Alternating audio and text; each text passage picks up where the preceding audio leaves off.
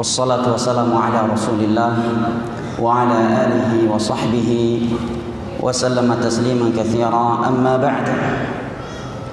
Puji dan syukur senantiasa kita panjatkan kehadirat Allah Jalla wa Ala yang telah berfirman, wa in ta'uddu ni'matallahi la tuhsuha innal insana lazalumun kafar. Dan kalaulah kalian ingin menghitung-hitung akan nikmat Allah atas kalian, la tuhsuha, niscaya kalian tidak akan mampu menghitungnya. Innal insana lazalumun kafar, sesungguhnya manusia itu pelaku kezaliman dan kekufuran.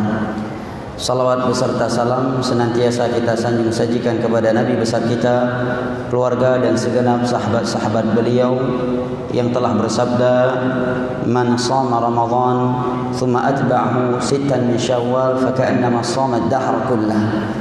Barang siapa yang melakukan puasa Ramadan kemudian mengiringinya dengan berpuasa 6 hari di bulan Syawal, maka dia seperti orang yang telah berpuasa 1 tahun penuh.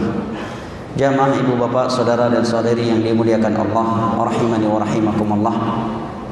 Alhamdulillah, pada malam hari ini Allah Jalla wa Ala kembali mempertemukan kita di kajian rutin kita, di kajian perdana ini setelah libur panjang di bulan Ramadan dan beberapa hari setelah bulan Ramadan di rumahnya yang mulia ini, pada kegiatan yang mulia ini. Maka kita memohon kepadanya dengan nama-namanya yang maha tinggi, sifat-sifatnya, nama-namanya yang maha indah, sifat-sifatnya yang maha tinggi, dan dengan namanya Al-A'zam, yang apabila Allah dipinta dengan namanya Al-A'zam tersebut, Allah akan memenuhinya. Kita memohon kepadanya agar menerima apa yang telah kita lakukan di bulan yang penuh berkah tersebut dari ibadah-ibadah yang ada dengan sempurna di sisinya, sebagaimana kita memohon kepadanya yang telah mengumpulkan kita di rumahnya yang mulia ini, agar kembali mengumpulkan kita semua ma'an nabiyyin was-siddiqin wasyuhada'i was-salihin wa hasuna ulaika rafiqa di dalam syurga firdausnya di hari kiamat kala. Amin ya rabbal alamin. Jamaah ibu bapak, saudara dan saudari yang saya cintai dan saya muliakan, rahimani wa rahimakumullah.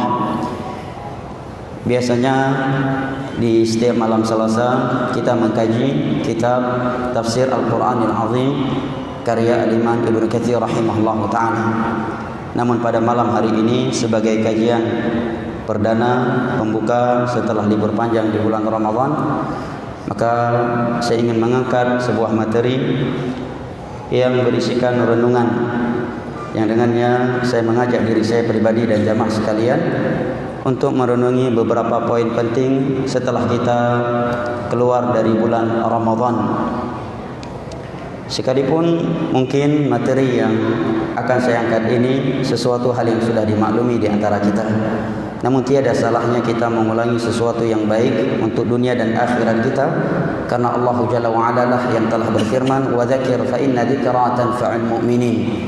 Ulang-ulangilah peringatan itu, karena peringatan itu amat bermanfaat bagi orang-orang yang beriman. Dan karena Allah lah yang telah berfirman, wal 'asr innal insana lafi khusr illa alladziina aamanu wa 'amilus salihati wa tawassaw bil haqq wa tawassaw bis sabr. Dan Nabi lah yang telah bersabda, ad-dinun nasihah. Jamaah ibu bapak, saudara dan saudari yang dimuliakan oleh Allah, rahimani wa rahimakumullah. Ada beberapa poin yang para ulama sebutkan dengan judul waqafat ba'da Ramadan, renungan setelah bulan Ramadan. Ada poin-poin penting yang perlu kita renungkan setelah kita menyelesaikan ibadah puasa, qiyam dan ibadah-ibadah lainnya 1 bulan penuh di bulan yang penuh berkah, bulan Ramadan. Yang pertama, jamaah yang dimuliakan Allah, adalah bersyukur kepada Allah Jalla wa Ala atas nikmat yang telah Ia berikan kepada kita di bulan Ramadan. Dan nikmat yang paling mulia adalah nikmat agama. Dimudahkannya kita melakukan ibadah puasa, ibadah qiyamul lail, ibadah sedekah, tilawatul Quran, ataupun ibadah-ibadah yang lainnya.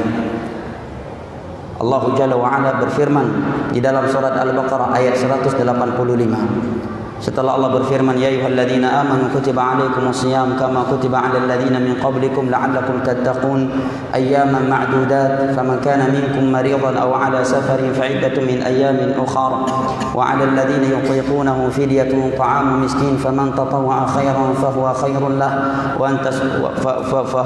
wa an tasumu khairul lakum in kuntum ta'lamun syahru ramadhan alladzi unzila fihi al-Qur'an hudan lin-nas wa bayyinatin minal huda wal furqan faman شهد منكم الشهر فليصم ومن كان مريضا أو على سفر فعدة من أيام أخر يريد الله بكم اليسر ولا يريد بكم العسر ولتكملوا العدة ولتكبروا الله على ما هداكم لآخر ayatnya Allah katakan ولعلكم تشكرون dan agar kalian bersyukur kepada Allah Jalla wa'ala.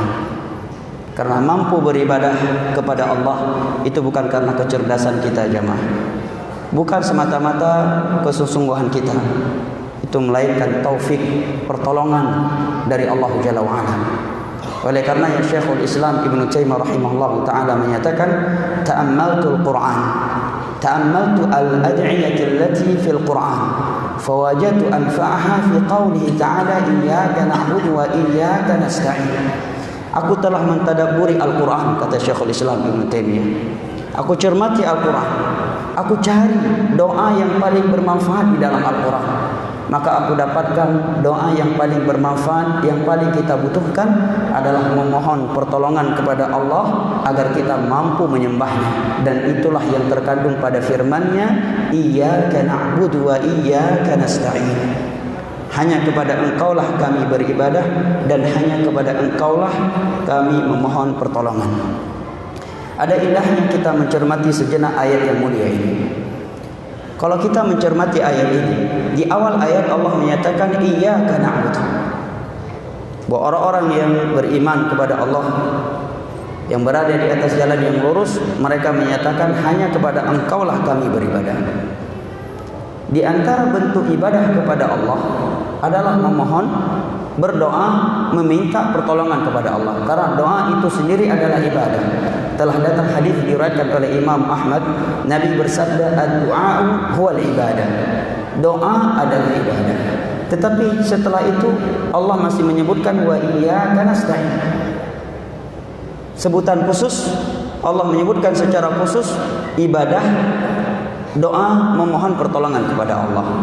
Di dalam sastra Arab dikenal sebuah kaidah yang berbunyi atful khas 'ala al-'am yufidu ahammiyatah. Menyebutkan suatu kalimat secara khusus setelah masuknya kalimat tersebut ke dalam keumuman kalimat sebelumnya, ini menunjukkan ada perhatian dan nilai khusus. Ini hal yang dimaklumi dalam bahasa Arab. Saya ulangi, atful khas 'ala al-'am yufidu ahammiyatah. Menyebutkan suatu kata, suatu kalimat secara khusus setelah menyebutkannya secara umum pada kalimat yang umum sebelumnya, ini menunjukkan ada penekanan, penilaian khusus untuk kalimat itu. Sebagai contoh misalkan, saya menyatakan datang ke rumah saya warga Lamprit dan Pak Geci, Tengku Imum serta Tuhaput Lamprit. Kalimat warga Lamprit ini sudah mencakup Pak Gecinya, sudah mencakup Tengku Imumnya, dan sudah mencakup Tuhaputnya. Tetapi saya sebutkan kembali secara khusus kalimat Pak Geci, kalimat Tuhaput, kalimat Tengku Imum.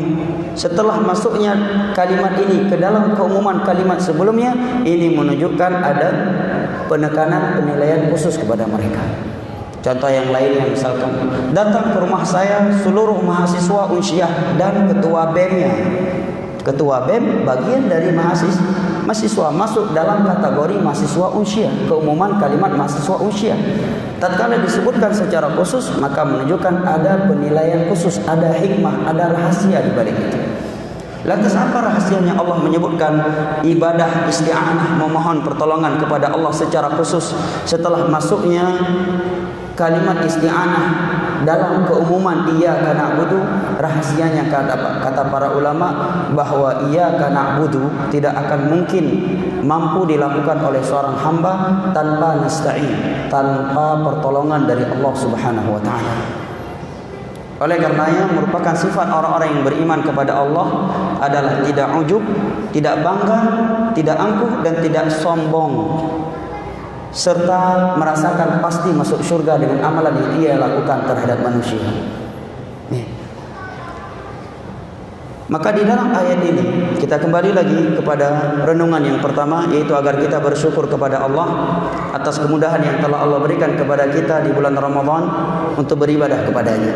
Di mana 3 ayat Al-Quran di dalam surat Al-Baqarah dari mulai ayat 183, 184 dan 185 Allah berbicara tentang puasa, ibadah Ramadan. Di akhir ayat tersebut Allah menyatakan wala'allakum tashkurun, agar kalian bersyukur kepada Allah Jalla wa'ala. Karena ibadah, mampu beribadah kepada Allah itu adalah nikmat yang sangat besar, anugerah yang sangat mulia.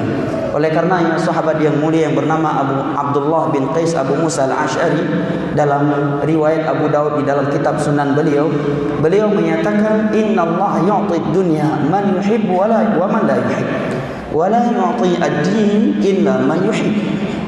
Nikmat dunia itu akan Allah berikan kepada orang yang ia cintai dan kepada hamba yang tidak ia cintai sekalipun. Wala yu'ti ad-din illa man yuhib. Adapun nikmat agama, mampu salat malam, mampu baca Al-Quran, gemar infak, mampu menjaga salat 5 waktu berjamaah, mampu menghadiri majlis ilmu agama, diberikan teman-teman saleh, lingkungan yang baik, itu tidak akan pernah Allah berikan kecuali hanya kepada orang-orang yang ia cintai sekalipun. Hanya kepada orang-orang yang ia cintai sahaja. Dan telah datang sebuah hadis yang diriwayatkan oleh Al-Imam At-Tirmidzi dari sahabat Sahal bin Sa'ad As-Sa'idi radhiyallahu anhu. Nabi sallallahu alaihi wasallam bersabda, "Law kanatid dunya tazinu 'inda Allah janaha ba'udatin lama saqa minha al-kafira syurbata ma." Andai kata dunia beserta isinya itu memiliki nilai satu sayap nyamuk di sisi Allah, maka sungguh tidak ada satupun orang kafir yang mendapatkan seteguk air minum pun. Seteguk air minum pun. Oleh karenanya dikatakan oleh seorang ulama salaf yang bernama Salamah ibnu Dinar, Salamah bin Dinar rahimahullah, beliau menyatakan kullu ni'matin la tuqarribuka ila Allah fahiya baliyah. Seluruh nikmat dunia yang Allah berikan kepadamu tetapi tidak membuat engkau semakin dekat kepadanya, bertambah nikmat tersebut tetapi tidak membuat engkau semakin bertambah iman, beramal kepada Allah, maka sungguh itu adalah azab malapetaka yang Allah timpakan kepadamu, bukan sebagai nikmat. Ada seorang datang kepada Hasan Al-Basri menyatakan bahwa ra'aitu rajulan ya'sillah wa futiha alaihi. Aku melihat ada seseorang, dia banyak bermaksiat tapi rezekinya mudah saja, rezekinya banyak, badannya sehat. Maka beliau menyatakan, idza ra'aita rajulan asallah an'ama Allahu alaihi wa ya'si fa'lam annahu istidraj. Jika engkau melihat ada seorang hamba yang selalu bermaksiat kepada Allah tetapi rezekinya selalu mudah, rezekinya banyak, badannya sehat, urusan dunianya Allah mudahkan, ketahuilah itu merupakan istidraj dari Allah. Allah undur-undurkan azabnya dari dia sehingga ketika datang nikmat azabnya dia dalam keadaan tidak sempat bertaubat. Itulah yang Allah firmankan di dalam Al-Quran, sanastadrijuhum min haitsu la ya'lamun wa umli lahum inna kaidi matin. Demikianlah kami undur-undurkan azab kami dari mereka. Kami buat mereka terbuai, tertipu dengan kondisi mereka, sehingga ketika azab kami datang, mereka dalam keadaan tidak siap. Di dalam sebuah hadis yang diriwayatkan oleh Imam Al-Bukhari dan Muslim dari Abu Musa Al-Asy'ari radhiyallahu anhu, Nabi bersabda, "Innallaha la yumli lidh-dhalimi fa idza akhadhahu lam yuflithu." Seringkali Allah itu mengundur azab dari orang yang berbuat zalim. Terkadang kita lihat ada orang enggak sholat, suka merampas, suka mempersulitkan urusan orang lain, suka memperkarakan urusan orang lain, suka mencari-cari kesalahan orang lain supaya bisa memerasnya. Tapi kita lihat hidupnya kok sehat-sehat. Bahkan orang lain udah nunggu kapan dia mati, kapan jabatannya itu dicopot. Tapi kok karirnya semakin bagus. Ingat hadis ini. Ya. Karena ada orang saking zalimnya dia. Ya. Saya melihat orang lain korban kezaliman dia sedang umroh di dalam Masjidil Haram membicarakan dia. Berarti kan zalim kali dia kan? Korban kezaliman dia membicarakan dia di bulan Ramadan dalam Masjidil Haram. Bayangkan. Saya ketika mendengar beberapa jamaah umrah di bulan Ramadan dalam Masjidil Haram di 10 terakhir Ramadan membicarakan beberapa orang bahwa dia kejam sekali begini begitu. Dalam hati saya, sungguh buruk orang ini. Saking buruknya dia, korban kezaliman dia membicarakan dia dan mereka sedang berada di dalam Masjidil Haram di 10 malam terakhir Ramadan. Berarti kan cukup zalim. Ya, ada memang orang-orang kayak gitu. Seakan-akan dia lebih kuat daripada Fir'aun.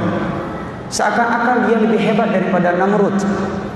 Seakan-akan dia lebih hebat daripada Hitler. Berbuat sesukanya. Karena dia menganggap dirinya di daerah tersebut orang yang meruang, hukum berada di tangannya dan seterusnya. Maka Nabi ingatkan orang-orang yang punya jabatan, orang-orang yang punya power. Nabi ingatkan, innallaha la yumli lidh-dhalimi fa idza akhadhahu lam yuflithu. Allah itu seringkali mengundurkan azabnya dari orang-orang yang suka berbuat kezaliman. Ketika Allah mengambilnya, dia dalam keadaan tidak memiliki persiapan. Mati dalam keadaan belum bertaubat. Mati dalam keadaan dia belum menyesali perbuatannya, dalam keadaan tidak beristighfar kepada Allah Jalla wa'ala. Maka Nabi kita SAW ingat, maka Hasan Al-Basri ingatkan orang yang bertanya tadi, bahwa kalau kamu melihat ada orang yang jauh dari Allah tetapi kok urusan dunia yang semakin mudah, ketahuilah itu istidraj dari Allah Jalla wa'ala. Maka Allah Jalla wa'ala berfirman di dalam surat At-Taubah setelah Allah menyebutkan kehidupan orang-orang kafir, orang-orang munafik, Allah Jalla wa'ala menyatakan, wala tamuddanna aynaka ila ma mata'na bihi. Jangan engkau menoleh kepada perhiasan dunia yang telah kami berikan kepada mereka. Innama nuridu linaftinahum fiha. Di dalam ayat berikut, linu'adzibahum biha. Kami hanya ingin menyiksa mereka dengan dunia itu, bukan untuk memuliakan mereka. Nah, oleh karenanya kata Imam Ibnul Qayyim rahimahullah ta'ala di dalam kitab beliau Ijtima'ul Juyush, beliau menyatakan an-ni'matu ni'matan, ni'matun mutlaqah wa ni'matun muqayyadah. Nikmat yang Allah berikan kepada manusia di dunia ini secara umum ada dua. Ada dua. Yang pertama nikmat yang muqayyadah, nikmat yang terbatas, nikmat yang sesaat, berupa harta, anak, keturunan, pasangan hidup, dan pernak-pernik dunia yang lainnya. Nikmat yang seperti ini kata beliau, yashtariku fiha al-mu'min wal kafir was salih wal fasiq. Itu Allah berikan kepada hambanya yang mukmin, kepada hambanya yang kafir, kepada hambanya yang saleh, dan kepada hambanya yang fasik sekalipun. Sedangkan nikmat yang kedua adalah nikmat yang mutlaqah, yaitu nikmat yang hanya diberikan oleh Allah kepada hamba-hambanya, hamba-hamba yang ia cintai sahaja, yaitu nikmat Islam dan nikmat mengikuti sunnah setelah mendapatkan hidayah Islam. Ini adalah dua nikmat yang Allah perintahkan kita untuk berbangga dengannya di dalam ayatnya yang tertera di dalam surat Yunus, di mana Allah berfirman, qul bi fadlillahi wa bi rahmatihi fabidzalika falyafrahu huwa khairum mimma yajma'un. Katakanlah wahai Nabi Muhammad kepada umatmu, kepada para sahabatmu, dengan fadlullah dan rahmatnya hendaknya mereka gembira, mereka bangga, mereka senang. Jangan justru kecewa, menyesal, karena fadlullah dan rahmat yang telah ia berikan kepada mereka itu lebih baik daripada dunia yang dikumpulkan oleh manusia. Setelah beliau membawakan ayat di atas di dalam kitab beliau tersebut Ijtima'ul Juyush, kemudian beliau mengomentari, memberikan sebuah komentar dengan ucapan beliau, laqad tadarat aqwalul mufassirin fi anna al-murada bihima ni'matul Islam was sunnah. Sungguh telah masyhur di kalangan ulama tafsir bahawa yang dimaksud dengan fadlullah dan rahmatnya di dalam ayat ini adalah nikmat Islam dan nikmat sunnah setelah Islam. Seorang ulama tabi'in yang bernama Abu Aliyah Syaqiq ibn Salamah rahimahullah, beliau menyatakan, inni la adri ayyan ni'matayn min Allah 'alayya a'zam. Aku tidak bisa menunjukkan mana yang lebih besar daripada dua nikmat yang telah Allah anugerahkan kepadaku. Apakah nikmat Islam ataukah nikmat sunnah? Kenapa demikian? Karena kata Al-Imam Al-Bahari di awal kitab beliau Syarh Sunnah, al-Islam was sunnah was sunnatu hiya Islam. Islam yang murni itu adalah as-sunnah, dan as-sunnah itulah Islam yang murni. Dan kata Al-Imam Ibn Rajab Al-Hambali di dalam kitab beliau Jami'ul Ulumi wal Hikam, bahwa yang dimaksud dengan kalimat as-sunnah dalam bahasa ulama salaf adalah beragama dan mengikuti Al-Quranul Karim dan hadis-hadis Nabi SAW dengan pemahaman mereka para sahabat Nabi radhiyallahu anhum ajma'in. Ini renungan yang pertama jemaah, agar kita bersyukur kepada Allah atas kemudahan yang telah Ia berikan kepada kita berupa ibadah-ibadah yang telah kita jalankan di bulan Ramadan. Karena ada orang terkadang menyesal telah beribadah. Ya. Bahkan tarawih kalah ke tamang masjid. Baik tamang masjid tarawih nan panjang. Menanding puasa menjadi nyotono ke baik jaga-jaga ruk jauh masjidnya panjang dah itu mayangan. Menyesal lebih semayang, kecewa, menyesal setelah sholat tarawih. Ni tahun depan jangan sampai lagi sholat di masjid itu. Panjang kali sholat tarawih di situ. Menyesal, mestinya bersyukur. Khawatirnya pahala dia yang sudah ditulis tadi Allah dihapus oleh malaikat karena dia sudah menyesalinya. Menyesal sholat di situ. Tahun depan insya Allah nggak sholat lagi di sini. Panjang kali. Cari yang tarawih ekspres saja. Makanya di akhir ayat ini, setelah Allah sebutkan ibadah Ramadan, ibadah puasa dan apa yang ada di dalam bulan Ramadan, Allah akhiri dengan firman-Nya wala'allakum tashkurun, dan agar kalian bersyukur kepada Allah Jalla wa'ala. Karena syariat Allah berupa puasa Ramadan, qiyamul lail, itu semuanya yuridullahu bikumul yusra wa la yuridu bikumul usra walitukmilul iddata walitukabbirullaha ala ma hadakum. Itu semua adalah bentuk hidayah dari Allah. Wala'allakum tashkurun, dan agar kalian bersyukur kepada Allah. Jamaah yang dimuliakan Allah, mari kita cermati sebuah jawaban Nabi SAW untuk pertanyaan Aisyah, agar semakin dalam, semakin tajam pemahaman kita terhadap kalimat syukur. Di dalam sebuah hadis yang diriwayatkan oleh Al-Imam Al-Bukhari dan Muslim dari Aisyah radhiyallahu anha, beliau menyatakan kana Rasulullah sallallahu alaihi wasallam yaqumu al-laila hatta tatafattar qadamah. Faqultu ya Rasulullah ataf'alu hadha wa qad ghafara Allah laka ma taqaddama min dhanbika wa ma ta'akhkhar? Qala afala akunu 'abdan syakura. Aisyah berkata, Rasulullah itu selalu menjaga salat malam. Saking panjangnya salat malam yang beliau lakukan, kaki beliau itu sampai bengkak.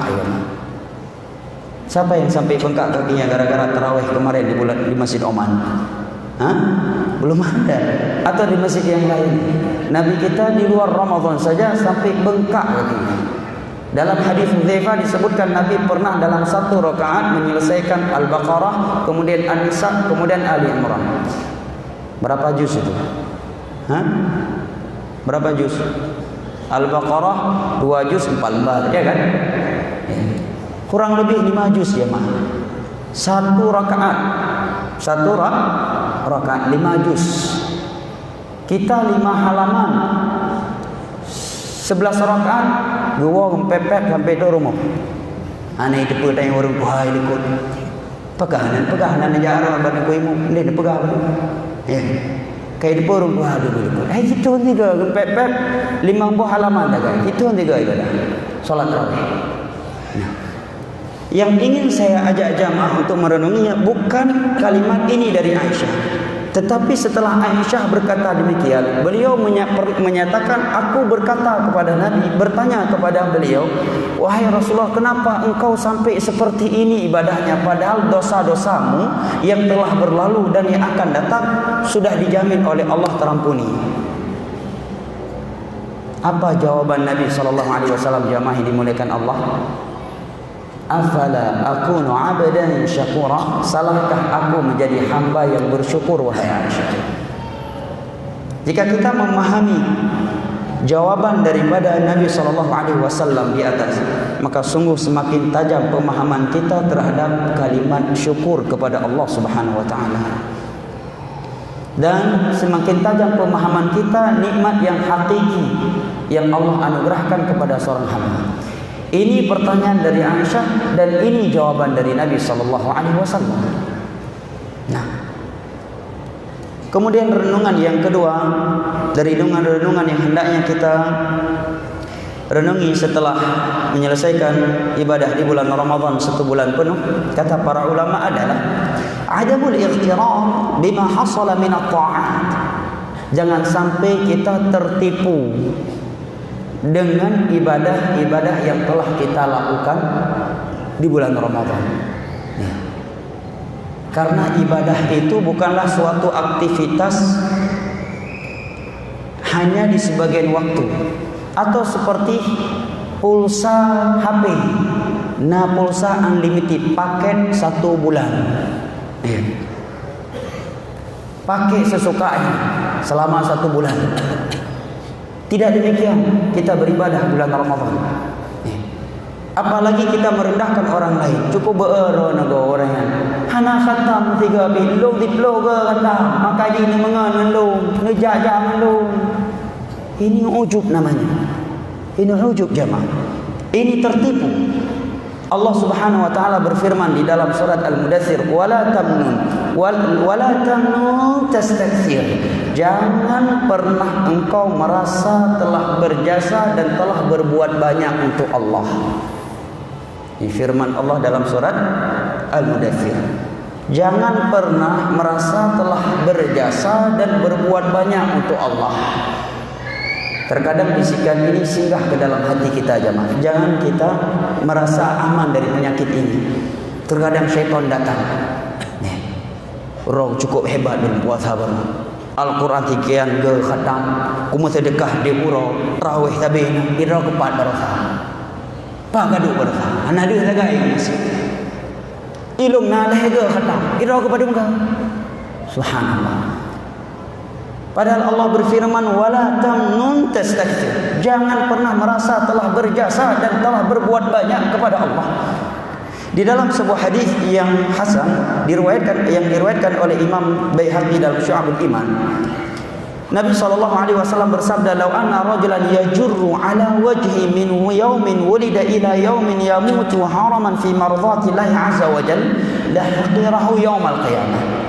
Andai kata ada seseorang semenjak dia lahir ke dunia, dia seret wajahnya ke tanah sampai matinya di jalan yang Allah cintai demi menggapai keridhaan Allah, dia melakukan itu. Tentunya ini bukan sesuatu yang Allah anjurkan dan Rasulnya. Tetapi andai kata ada orang semenjak lahir diseret wajahnya ke tanah sampai matinya, kondisi dia seperti itu demi mencari keridhaan Allah, berarti kan cukup luar biasa pengorbanannya. Semenjak lahir sampai mati wajahnya diseret ke tanah demi mencari keridhaan Allah. Kalau sudah di hari kiamat, dia akan remehkan itu semuanya.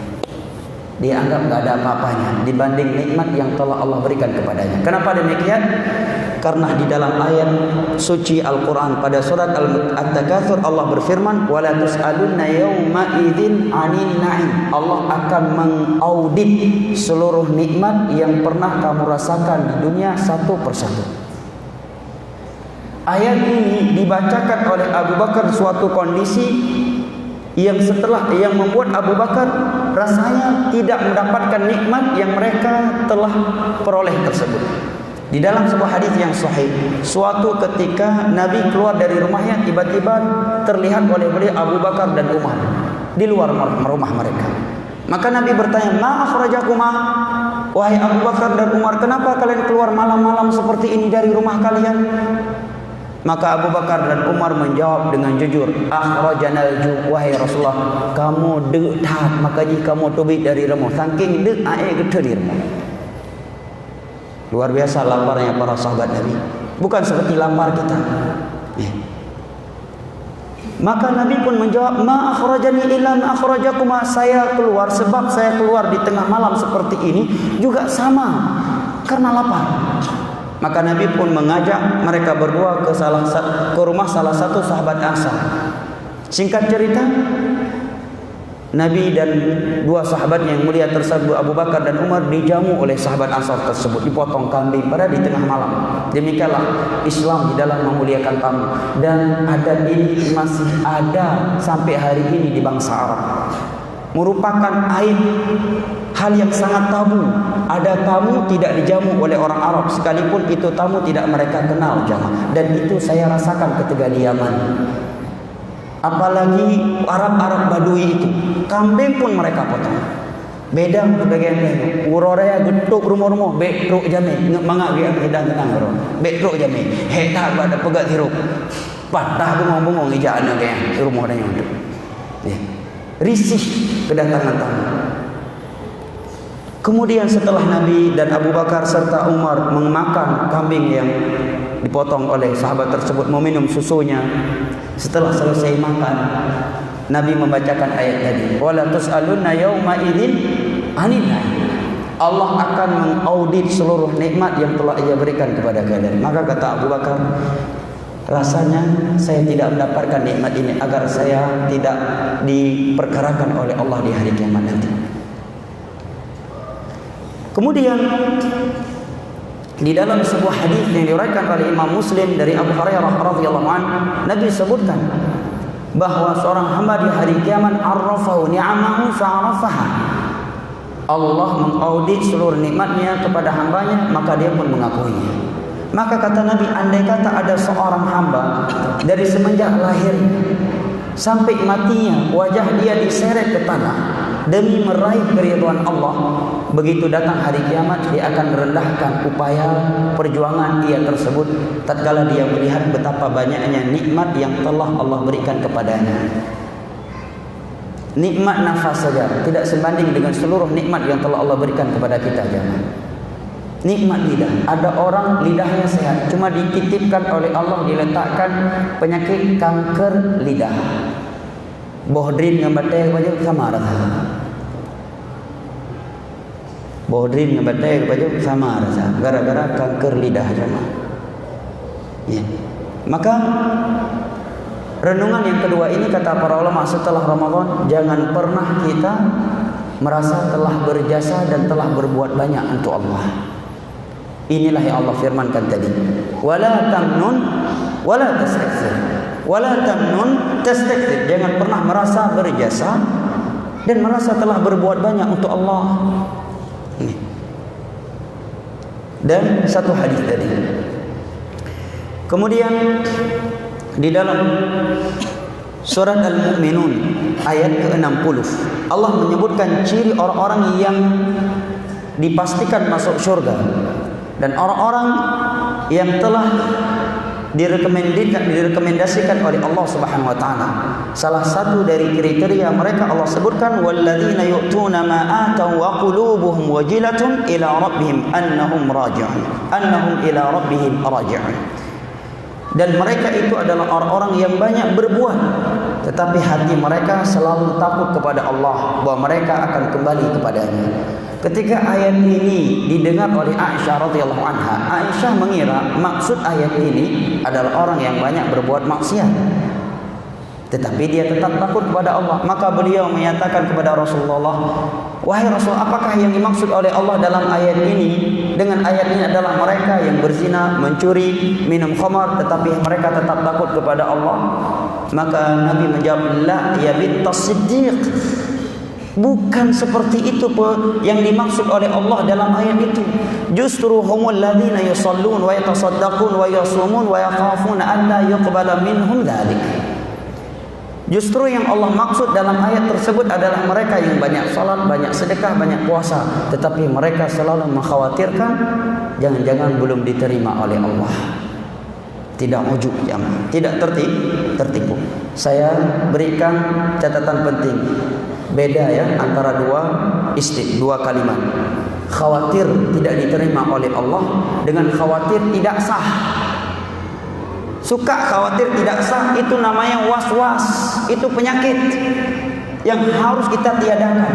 Sedang wudu, selesai wudu masuk masjid was-was, sudah batal belum? Sudah batal belum? Ini dari syaitan. Ini enggak boleh dibiarkan, enggak boleh ada. Itu penyakit, jangan. Ada orang seperti itu.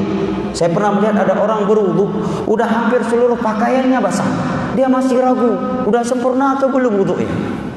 Saking parahnya disebutkan oleh ulama dalam masalah fikih. Ada orang datang kepada Al-Imam Ibnu Aqil Al-Hambali, ahli fikih. Dia udah nyemplung ke dalam sungai, mandi junub. Naik, setelah itu dia katakan kepada Ibnu Aqil, saya masih ragu apakah seluruh tubuh saya sudah basah dengan air. Maka apa kewajiban saya? Apa jawaban Ibnu Aqil? Jawaban yang cerdas. Kamu nggak ada kewajiban lagi. Kamu nggak wajib mandi lagi. Kamu nggak wajib sholat lagi. Kenapa? Karena kamu nggak waras. Ya kan? Hai, yang kurung kagegro, mantang ragu. Nah bagian badan hana bulut lo, maka hana waras ni. Orang hana waras kah hana beban syariat di Allah. Ya kan? Orang yang tidak waras kan tidak ada pembebanan syariat kepadanya. Karena Nabi menyatakan pena diangkat oleh Allah dari 3 golongan. Salah satunya adil majnun hatta yufid, dari orang yang gila, yang tak waras sampai dia sadar. Ada orang yang was-was seperti itu. Selesai wudu, paling nak tamang besok, kena itu bit gentut benar. Ni itu bit bahan, ni itu bit bahan. Kau dia ulang, dia tamang lo, sang saya itu bit bacut. Kayaknya tadi keluar.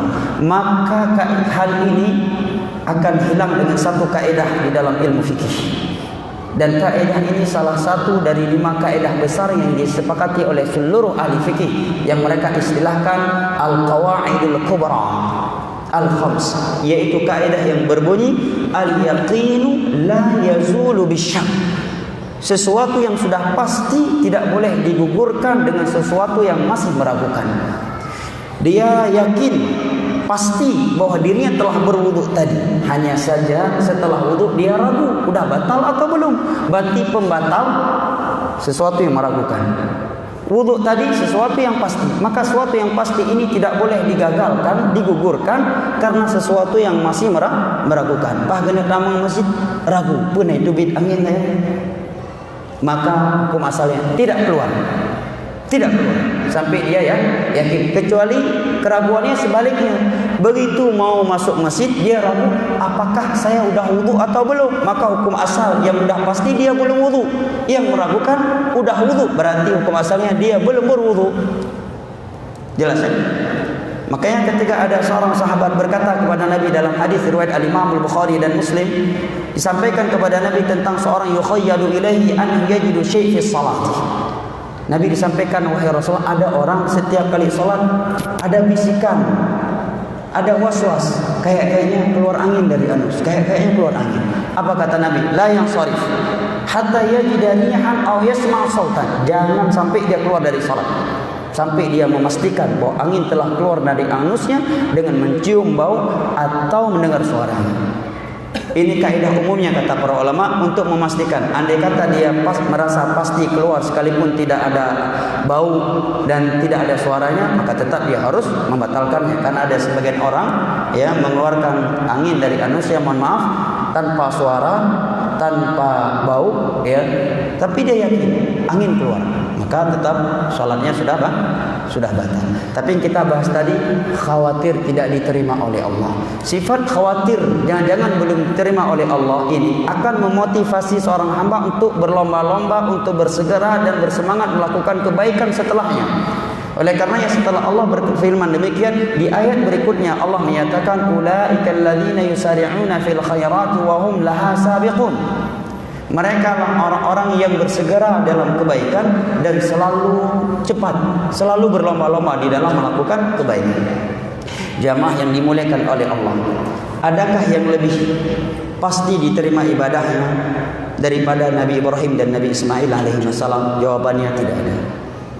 Apakah kita lebih mulia daripada Nabi Ismail dan Nabi Ibrahim? Jawabannya pasti tidak. Nabi Ibrahim, Nabi Ismail, Nabi Allah Jalla wa'ala membangun Ka'bah atas perintah Allah, untuk Allah. Tetapi setelah mereka melakukannya, apa yang mereka ucapkan? Rabbana taqabbal minna innaka antas sami'ul alim. Ya Allah, terimalah ibadah ini dari kami dan Engkau Maha mendengar lagi Maha mengetahui. Ini pelajaran tauhid yang luar biasa dari doa mereka, kata para ulama, agar seorang mukmin selalu bersifat tawadhu, merendahkan dirinya kepada Allah. tidak tertipu dengan ibadah yang dia lakukan, tidak merasa dirinya sudah pasti masuk syurga, sudah pasti diterima. Sifat seorang mukmin adalah yad'una rabbahum khaufan wa tama'an, harap cemas.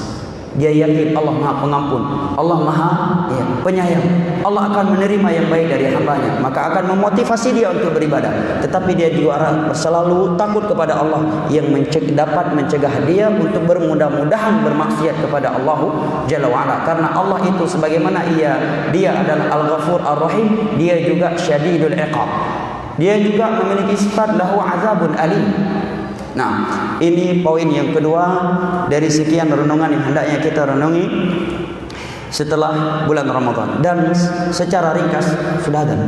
Belum. Secara ringkas, karena waktu yang membatasi kita di kajian perdana kita ini, ada 5 tanda bahwa ibadah seorang hamba itu telah diterima oleh Allah Jalla wa'ala. Secara ringkas ya. Yang pertama kata para ulama, al-hasanatu ba'dal hasanah. Lahirnya suatu kebaikan setelah kebaikan sebelumnya. Kata Imam Ibn Rajab dalam kitabnya Lataiful Ma'arif, min jazaa'i hasanatin al-hasanatu ba'daha. Merupakan balasan Allah untuk orang yang melakukan kebaikan adalah kebaikan setelahnya. Dan kalau kita mencermati ini dalam aktivitas ibadah kita, sungguh benar apa yang diuraikan oleh ulama di atas. Apa contohnya jamaah? Saya sebutkan satu hadis saja, yang dengan hadis itu kita akan memahami kaidah ini. Di dalam sebuah hadis yang diriwayatkan oleh Al-Imam Al-Bukhari dan Muslim dari Abu Hurairah radhiyallahu anhu, Nabi bersabda, "Idza nama ahadakum aqida syaitan fi qafiyati ahadikum salata awqat." Apabila kalian tidur malam, maka syaitan mengikat 3 buhul di bagian belakang kepala setiap kalian. Tapi jangan pernah kita menolak hadis ini gara-gara logika kita. Tadi malam saya tidur, nggak ada ikatan setan di sini. Masalah gaib, kewajiban kita yu'minuna bil gaib. Kewajiban kita mengimani, bukan mengomentari dan memikirkan. Tidaklah mereka menolak ayat-ayat dan hadis-hadis Nabi dari kaum liberal, melainkan karena mereka telah memenuhankan akal mereka di atas berita Al-Quran dan hadis. Sekian berita dari Al-Quran ditolak karena tidak cocok dengan logikanya. Padahal kata para ulama, akal manusia ini jangankan menembus perkara gaib, menembus angin yang keluar dari anus aja nggak mampu. Betul nggak? Ketika kita berwudu, batal wudu karena angin yang keluar dari anus. Kalau secara logika, kenapa nggak anus aja yang dicuci, ya kan? Kenapa anggota tubuh lain yang angin tidak keluar dari situ? Berarti akal kita jangankan menyingkap perkara gaib, setelah kehidupan dunia, anus aja nggak mampu kita singkap, kita tembus, apalagi perkara gaib. Maka kewajiban kita adalah sami'na wa ata'na. Yu'minuna bil ghaib. Masalah ghaib sami'na wa ata'na, tidak ada komentar. Adalah menerima, mengimani. Maka Nabi memberitakan bahwa setiap kita ketika tidur di malam hari, ada 3 buhul diikat oleh setan di bagian ke belakang dari setiap kepala kita. Kepala setiap kita. Di setiap buhul itu kata Nabi, dia tiupkan 6 lailuka tawil. Lanjutkan tidurmu, malammu masih panjang. Ini kita rasakan enggak jemaah? Ruh dah bedah boleh malam, kena salat tahajud, alah baru boleh. Matang naik 2 jam tu. Masih ada 2 jam lagi. Bangun jam 4 udah bunyi alarm. Masih ada 1 jam lagi. Tunda. Bunyi lagi kering 30 menit sebelum azan. Masih ada 30 menit lagi. Tidur 5 menit nanti 15 menit sebelum azan saya salat witir 3 rakaat. Bunyi lagi kering. Salat witir kata Nabi boleh kok 1 rakaat. Autiru wala wahidan. Witirlah walaupun 1 rakaat. 1 rakaat 5 menit sebelum azan cukup. Bunyi lagi. Sudah azan, belum iqamat. Masjid dekat dari rumah masjid. Rumah dekat dengan masjid. Udah iqamat. Masih rakaat pertama, alif lam sajadah, matang tri pecah. Ini bisikan syaitan. Kalau kita seperti itu sikapnya, berarti kita korban buhul syaitan. Apa solusinya? Solusinya kata Nabi, kalau dia bangun langsung menyebutkan zikir bangun tidur, yaitu alhamdulillahilladzi ahyana ba'da ma amatana, lepas 1 buhul. Kemudian dia berwudu, lepas bohol kedua. Kemudian dia sholat, lepas bohol ketiga. Yang ingin saya sebutkan yang setelahnya, yang menjadi syahid untuk pembahasan kita tadi. Apa pembahasan yang sedang kita bahas? Bahwa suatu ibadah akan melahirkan ibadah yang lainnya. Kata Nabi, kalau dia seperti itu, bangun berzikir, kemudian wudu, kemudian salat malam, asbaha tayyib nasyitan tayyiban nas, wa illa asbaha khabithan nas kasalan. Maka orang yang seperti itu di pagi hari semangat melakukan kebaikan-kebaikan yang lainnya. Jiwanya baik, tidak mudah berburuk sangka, tidak mudah sombong, tidak suka ujub, ya. Kalau tidak, dia akan malas dan buruk jiwanya. Dan itu kita rasakan. Setiap kali kita menjaga sholat tahajud, setiap kali itu kita mampu menjaga sholat sunnah 2 rakaat antara adzan dan iqamah, yang utamanya lebih baik daripada dunia beserta isinya. Setiap kali kita menjaga 2 rakaat sunnah antara adzan dan iqamah, setiap kali itu kita mampu mendapatkan takbiratul ihram bersama imam, yang utamanya mengalahkan 2 rakaat sunnah antara adzan dan iqamah, ya. Dan terus seperti itu. Ini tanda suatu amalan diterima oleh Allah dari 5 tanda. Yang kedua secara ringkas, insyirahus sadr lil ibadah, senang hati, lapang dadanya, ya. Tidak justru gelisah.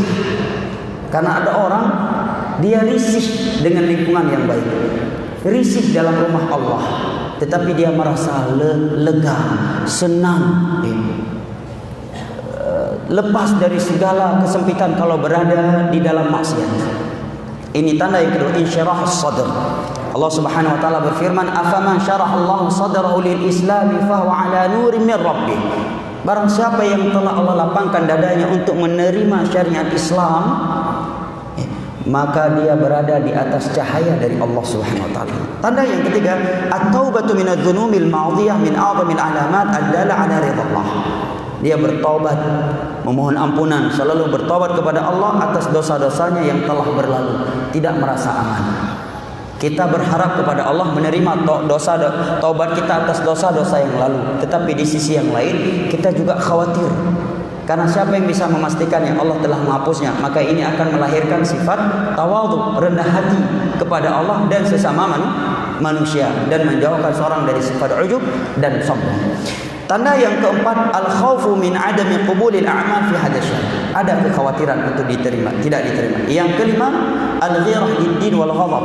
Dia punya ghirah, semangat untuk membela agama Allah Jalla wa Ala yang ia ketahui dalam agamanya. Ini beberapa renungan secara ringkas yang ingin saya sampaikan di kajian perdana kita ini setelah libur panjang di bulan Ramadan. Mudah-mudahan bermanfaat, dan masih ada beberapa poin yang lain, namun karena waktu yang membatasi kita, semoga apa yang telah kita simak terwakili dan mencakup yang lainnya yang belum disebutkan. Wallahu a'lam bishawab. Lebih dan kurangnya Tuhan mohon maaf. Wabillahi taufiq wal hidayah. Wa sallallahu ala nabiyyina Muhammad wa ala alihi wa sahbihi wasallam, wa akhiru da'wana alhamdulillahi rabbil alamin. Wassalamu alaikum warahmatullahi wabarakatuh.